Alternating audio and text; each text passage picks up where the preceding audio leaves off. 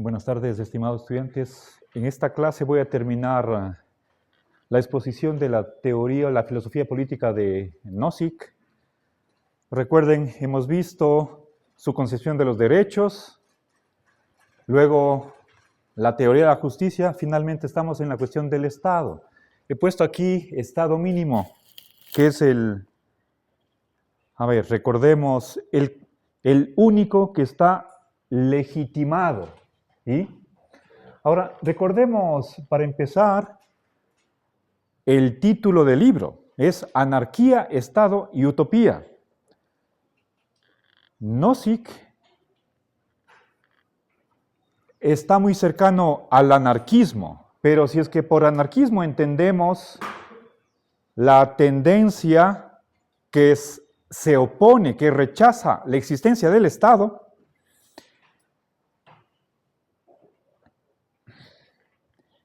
creyendo que el Estado es algo malo, o si quieren, malísimo, ¿sí? Puesto que viola derechos,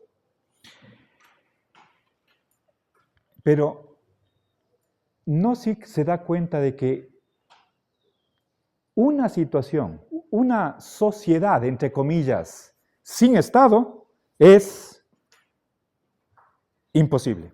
No podríamos vivir así. Eso sería el estado de naturaleza y eso es lo que estaba explicando. ¿Sí?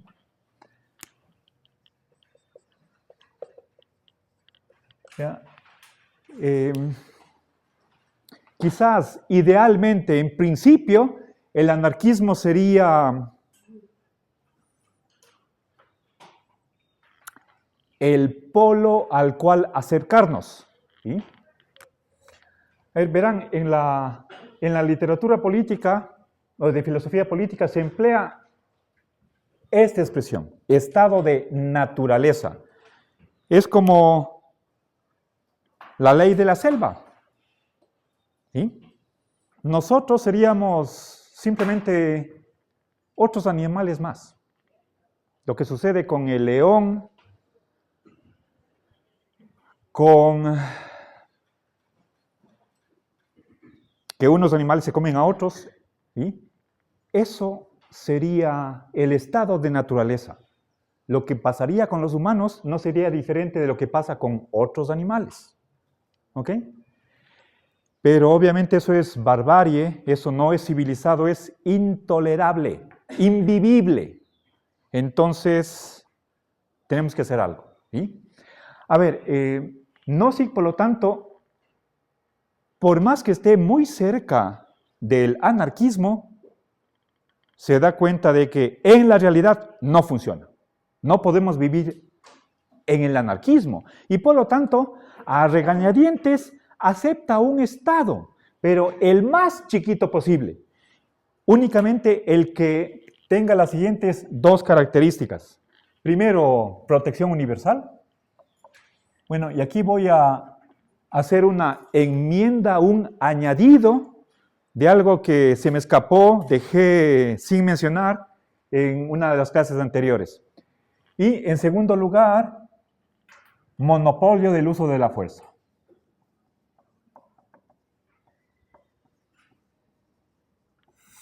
Bueno, esto está entendido. Monopolio significa que solamente la institución estatal y sus representantes pueden utilizar la violencia, ¿sí? Por ejemplo, para arrestar a una persona. Y si hubiera resistencia, por ejemplo, hay una orden del juez, arreste a tal persona, y la persona no se deja arrestar, está armado y trata de matar a los policías pueden matarle por defensa propia. Entonces, todo eso, por supuesto, es dentro de la ley, ¿sí? Pero en el estado de naturaleza no hay ley, ¿sí? Ya vamos a ver cómo surge el Estado, cómo se justifica. Y la protección universal significa a todas las personas, sin excepción, que viven bajo el territorio donde tiene legitimidad ese Estado.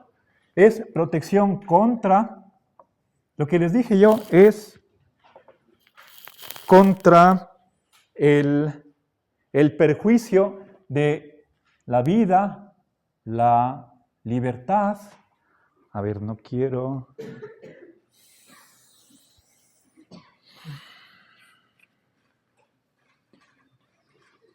Perdón, es proteger en contra, proteger contra, protección contra la violencia, el robo, el fraude. Entonces, perdón, no es vida, libertad. Me estaba confundiendo con Locke.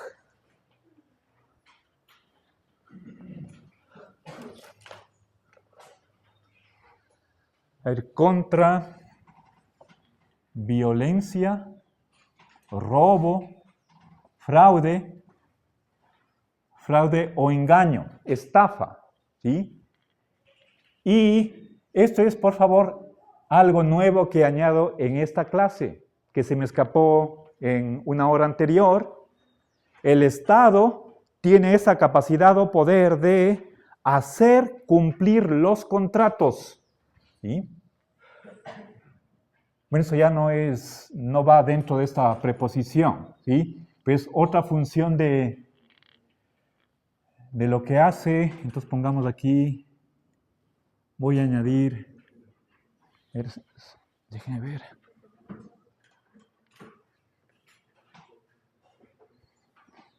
A ver, hacer cumplir el contrato o contratos, ¿sí?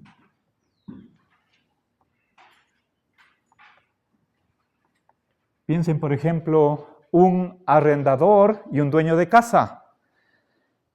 El arrendatario paga el arriendo, paga una garantía y debería tener derecho a ocupar el piso o el departamento.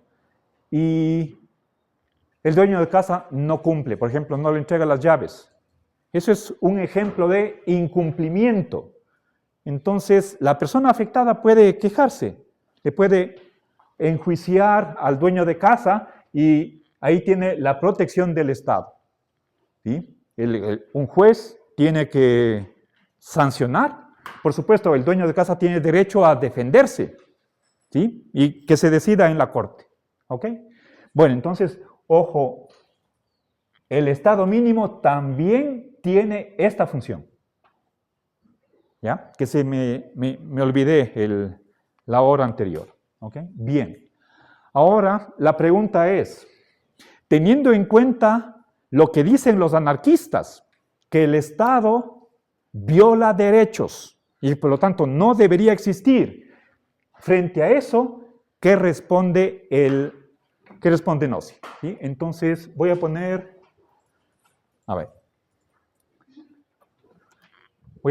el desafío anarquista. Pongo con color morado porque esto es algo ajeno, ¿sí?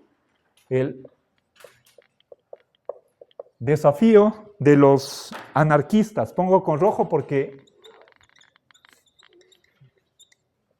Nozick no acepta eso. No acepta el anarquismo. Desafío anarquista.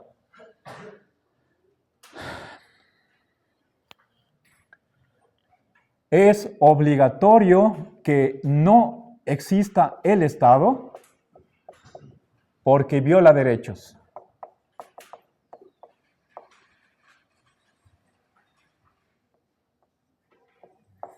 Bien, entonces esta es la objeción del anarquismo, que no acepta Nozick, y en parte les dije que en el prefacio Nozick menciona a un filósofo de apellido Rothbard, ¿sí? A ver, pongamos acá. Muy famoso. Nozick y Rothbard tuvieron una conversación y después de esa conversación, Nozick se motivó a escribir su libro para responder a esta razón en contra, ¿sí? Entonces, esto no puede aceptar Nozick y por lo tanto se plantea el problema de cómo puedo justificar la existencia del Estado. Y eso es lo que estaba empezando a hacer la hora anterior. ¿Sí? Bien, ¿se comprende hasta aquí? ¿Ok? Avancemos. Entonces, la justificación que va a dar Nozick es de tipo histórico. ¿Sí? Entonces, la respuesta que da Nozick es que, pongamos acá Robert Nozick, el Estado surge sin violar los derechos de nadie. ¿Sí? Este es el resumen de la justificación.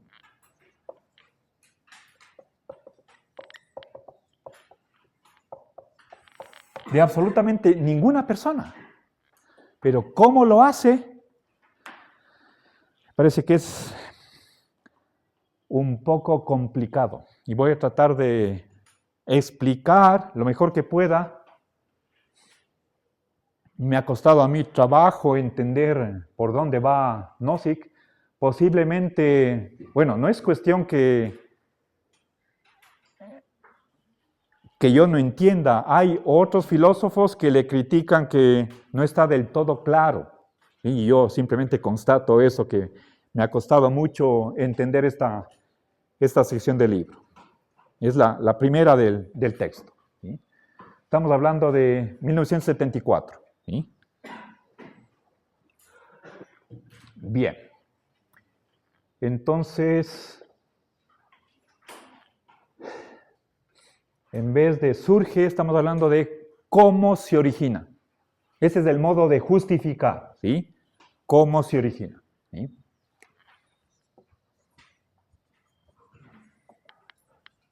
Sí, a ver.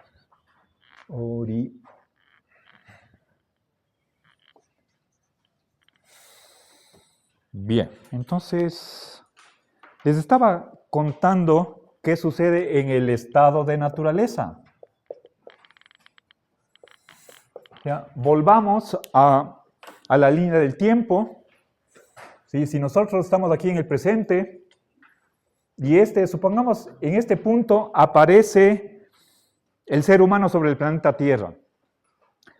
Hace cientos o millones de años. No nos interesa saber cuándo. ¿Sí? Lo cierto es que hay un punto inicial. ¿Sí? Que discutan los antropólogos o los paleoantropólogos cuándo apareció el hombre en el planeta. Ese es ese punto de aquí. Desde el inicio, según este pensamiento que es compartido por algunos liberales, entre otros por Locke, Hobbes y Rousseau, los pensadores que se llaman contractualistas. ¿Sí? Hubo un momento en el cual, ¿sí?, no hubo Estado. Entonces, el Estado aparece aquí, por lo tanto, las leyes que tienen vigencia en todo el territorio, pero antes de eso es el estado de naturaleza. ¿Sí? Pero esta palabra estado no es lo mismo que la de acá. Estado es simplemente como fase, período, estadio. ¿Sí? Un segmento de esta línea del tiempo. ¿Sí? Por ejemplo, cuando hablamos de estado civil, soltero, casado, divorciado. ¿Sí? ¿En qué condición está la persona?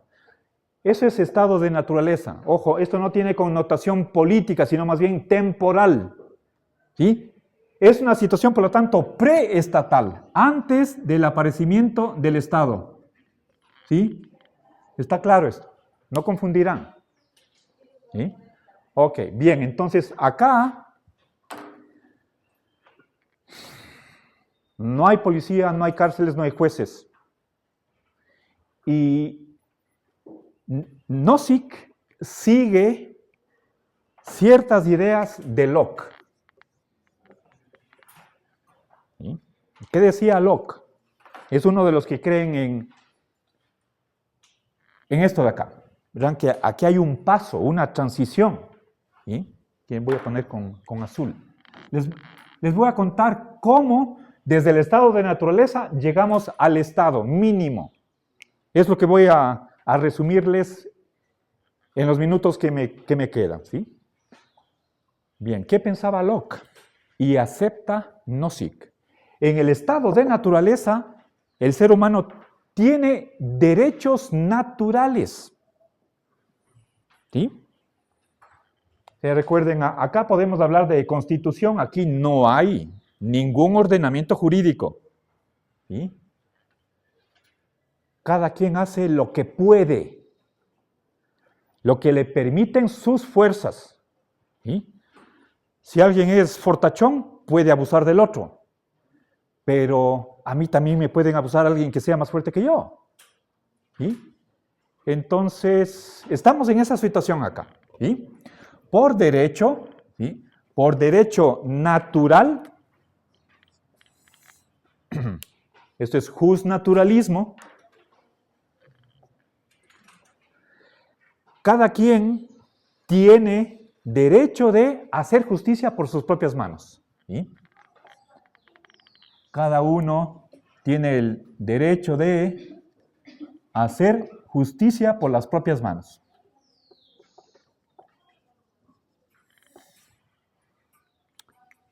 ¿Ya? Es decir, si yo considero que he sido afectado, perjudicado, no puedo llamar al 911, a la policía, vengan a ayudarme. No hay eso. Yo mismo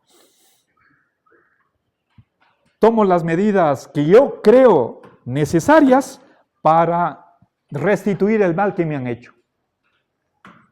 Pero no me fijo en ninguna regla, porque no hay. Y ese es el problema. ¿Sí? Entonces, surge esta situación, es problemática. ¿Sí? Yo les hablaba que alguien, recuerden, yo les puse el ejemplo aquí de la vida real, aquí en Cuenca, de un asaltante en los años 90, quería asaltar a un taxista en María Auxiliadora. El taxista era del barrio, vinieron los vecinos y le prendieron fuego al asaltante. ¿Sí? No sé si murió, pero seguramente quedó mal herido. O sea, no es que el taxista va a llamar a la policía, porque no hay eso. Estamos antes del aparecimiento del Estado. ¿Sí? Bien. Eso es linchamiento, es barbarie, es salvajismo. En una sociedad como donde hay Estado, no se puede hacer eso. Por más que nosotros estemos acostumbrados a ver en todos los barrios, ladrón cogido será ajusticiado. ¿Sí? ¿Ajusticiado por quién? Por los propios vecinos. ¿Y qué le van a hacer? Imagínense lo que quiera. ¿Sí? Para darle una lección que no vuelva a repetir ese hecho. ¿Ya? Bien. Ahora, entonces, se comprende, eso es el estado de naturaleza. ¿Ya? Pero precisamente el problema, creo que ya ven ustedes, es que este derecho es problemático, puesto que las personas pueden castigar a otros de manera desproporcional, pueden dejarle a otra persona herida, tal vez muerta, y eso no conviene a nadie. ¿Sí? El castigo que inflige cada persona, ¿sí?, perjudicada puede ser desproporcionado.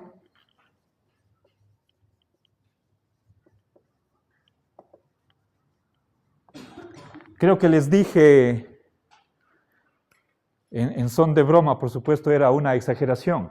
Si es que alguien me roba manzanas, yo voy donde la persona a quien me robó y le mato. Y me vuelvo con su esposa e hijas. Entonces, esto es algo que hace esta vida imposible. Entonces, los pensadores contractualistas lo que piensan es que deberíamos reunirnos, hagamos las paces, vamos a organizarnos y poner una autoridad. Eso es lo que piensan los contractualistas. Ahora, ¿cómo a partir del estado de naturaleza Nozick llega al estado mínimo? Es a través del siguiente proceso. Va a haber personas que no se atreven a ejecutar este derecho que tienen, pero contratan a otro para que lo hagan. ¿Sí? Piensen, por ejemplo, alguien está molestando a mi hija. Yo contrato a un mercenario, le pago, hágale algo malo a este individuo. Sí, señor, y lo hace. ¿Ok? Bien, ahora, entonces, esta situación hace que surjan lo que Nozick llama es un nombre técnico, una asociación protectora, asociación de protección, ¿sí?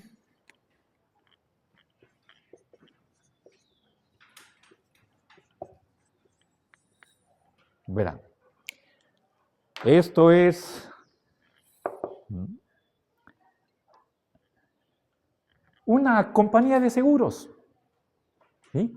Sí, por ejemplo, no sé si ustedes han oído o han visto en las casas, hay unos letreritos chiquitos, dice Alarm Stop.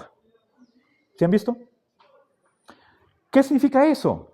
Que la casa ha contratado a una agencia que si es que es necesario, le mandan un guardia o los que sean necesarios y van armados para repeler a un robo, por ejemplo. Y por supuesto ellos tienen pistola, pueden, en caso que sea necesario, pueden matar. ¿Sí? En caso de que sea necesario. No estoy exagerando. ¿Sí? Seguramente todo eso tiene que estar reglamentado. Pero es una reglamentación que tiene la asociación. Hay varias agencias de protección. ¿Sí? Han visto, los guardias están uniformados, tienen motos, seguramente otros tendrán carros, y hay varios. Entonces, el mercado libre ofrece este servicio de guardianía privada. ¿Sí? Me he enterado yo que en algún pueblo en Estados Unidos hay bomberos, estaciones de bomberos privados. Es un servicio que ofrecen a quien paga por eso. ¿Sí? Por ejemplo, hay dos casas colindantes y la una se está incendiando. El vecino de al lado llama a la motobomba porque él tiene ese seguro. Y llega la motobomba con los bomberos simplemente para, en caso de que las llamas pasen a la de su cliente, ahí apagar el fuego. Entonces, el dueño de la casa que está quemándose quiere pedirles, por favor, ayúdenme a apagar el fuego. No, señor, usted no ha pagado, no ha comprado el servicio. ¿Puedo este rato hacer el contrato? No hay cómo. ¿Sí? Pero eso va contra la protección universal que tiene el Estado. En estas compañías, ¿sí?, solo dan el servicio a quien ha comprado. Estamos en mercado libre. Piensen, por ejemplo, hay una cámara, ¿sí?, y sucede un robo. El vecino viene y dice, por favor, ayúdeme, veamos en las cámaras quién vino, qué carro usted. Dice, no, usted no pagó por este servicio, no le podemos ayudar, disculpe. ¿Sí? Bien, Aquí estoy hablando de, hablemos en plural, asociaciones de protección. Hay varias. ¿Sí? Pero, entonces, cada asociación protege solamente a sus clientes. Y no hay solamente una asociación, sino varias. Ahora, el Nozick cree que una de ellas se va a hacer más famosa. Puede ser por varios motivos y que resulta ser la dominante, ¿sí? Es la que tal vez ofrece más guardias a un precio un poquito menor que los competidores. Sus procedimientos son justos y la gente se pasa, ¿sí? Ve que acá puede ganar más y es la asociación protectora dominante, ¿sí?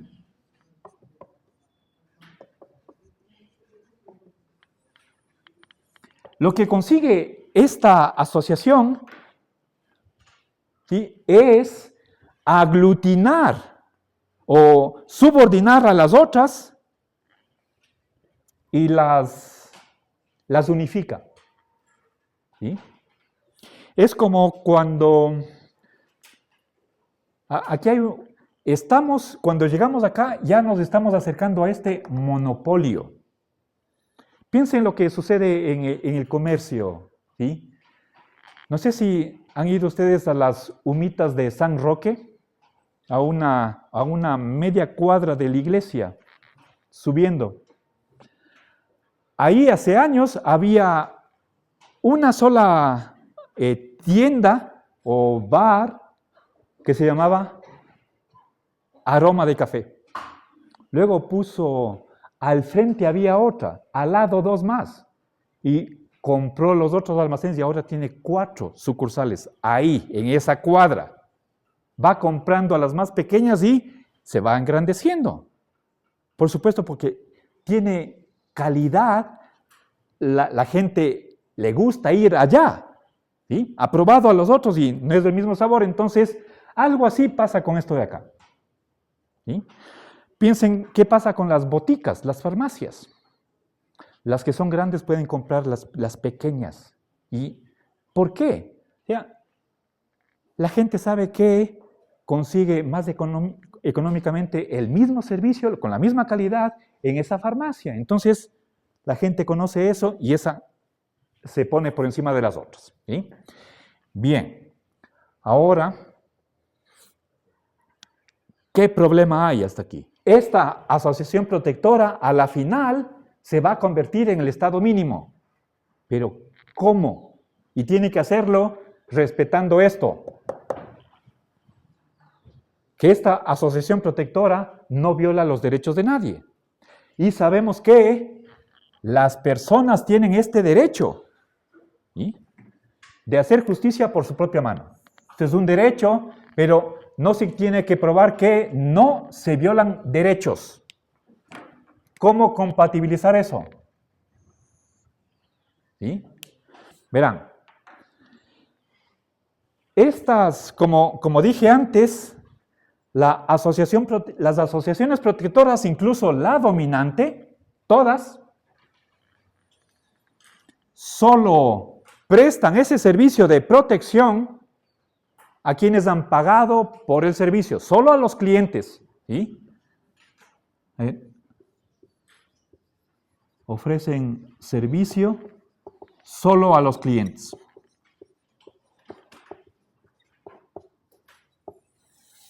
Por ejemplo, en mi barrio somos como, hay 3 etapas, habrá, por decirles algo, no sé exactamente el número, pongamos 400 familias, 400 casas. Y de esas 400 casas, digamos que unas 30, tal vez 40, hacen este contrato y por supuesto la plaquita en la pared para que se vea desde la calle. Ahora, por supuesto, hay un guardia, a veces viene, suena alguna alarma, llega el guardia y yo no puedo aprovecharme de que muchos vecinos tienen ese contrato y para que me protejan a mí. No puedo. ¿Sí? Ahora, hay un personaje que tiene protagonismo en esta fase de esta historia y es el independiente. ¿Sí? Veamos, ¿qué es este señor? ¿Sí? El independiente es alguien que cree que no necesita pagar a ninguna agencia de protección y él mismo se hace respetar. Pensemos en alguien que mida 2 metros, 200 libras y está armado hasta los dientes. Ay de que se atreva con él, ¿sí? Entonces puede estar tranquilamente andando por la orilla del río a las 3 de la madrugada, que por más que estén 3 asaltantes, no se van a meterse con él. Dice, yo me defiendo a mí mismo, no necesito guardaespaldas. ¿Ya? Ok, entonces, y este independiente ejerce este derecho natural. No está dependiendo de una agencia protectora para que le brinde el servicio de protección. Ahora, el problema es que este señor puede ejercer su derecho de manera inapropiada, inadecuada o incluso, si quieren, injusta. Pero como no hay ley, no se le puede prohibir a él que renuncie a este derecho, porque si es que hacemos eso, entonces estaríamos dándole la razón al anarquista, que el Estado viola derechos. ¿Sí? Entonces, dejo planteado el problema. Yo hubiera querido ya terminar en una sola hora, pero me doy cuenta que no pude. Entonces, solamente escribo el problema. ¿Sí? ¿Puede la asociación protectora dominante quitar este derecho al independiente? ¿Sí? Y con eso terminamos. ¿Sí? A ver, ¿es posible que la agencia protectora dominante quite el derecho al independiente de hacer justicia por sus propias manos? ¿Sí?